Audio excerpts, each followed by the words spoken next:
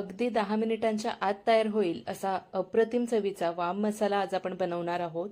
एकदम घट्टही नाही, थोडंसं ओलसर मसाला ठेवून झटपट तयार होणारा हा वाम मसाला बनवूया। पिवळी वाम वापरून आगरी कोळी पद्धतीने मसाला वाम बनवणार आहोत। 1.5 पाव मी इथे पिवळी वाम घेतलेली आहे। मोठी वाम घ्यायची म्हणजे त्यात काटे मोठे असतात। बारीक घेतलीत तर बारीक काटे असल्यामुळे काटे काढण्यास अडचण होते, त्यामुळे मोठ्या आकाराची वाम घ्यायची।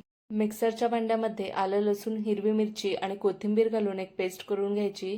त्यानंतर कढईमध्ये गरजेनुसार तेल घालायचं। तेल थोडं गरम झालं की 4 ते 5 लसूणच्या पाकळ्या ठेचून घालायच्या आणि तयार केलेलं वाटण घालायचं।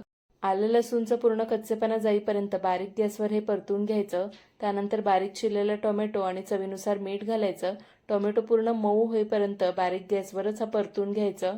त्यानंतर 1.5 चमचा आगरी मसाला, थोडी हळद, गरम मसाला आणि भाजलेलं खोबऱ्याचं कूट 2 चमचे घालायचं।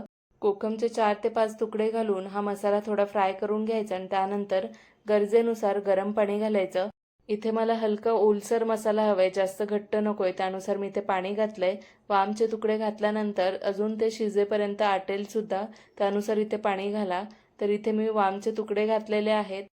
आता अर्धवट झाकण देऊन 7 ते 8 मिनिटसाठी मी हे शिजवून घेणार आहे। तर काही वेळानंतर पाहू शकता पाणी सुद्धा आटलंय आणि थोडं घट्टसर मसाला तयार झालाय। बारीक चिरलेली कोथिंबीर घालायची। मस्त आगरी कोळी पद्धतीने चमचमीत मसाला वाम तयार झालेली आहे। पिवळ्या वामचा वापर करा कारण ती जास्त चविष्ट असते। हा वाम मसाला भाकरी किंवा राईस दोन्ही सोबतही खाऊ शकता। कशी वाटली रेसिपी नक्की कळवा। धन्यवाद।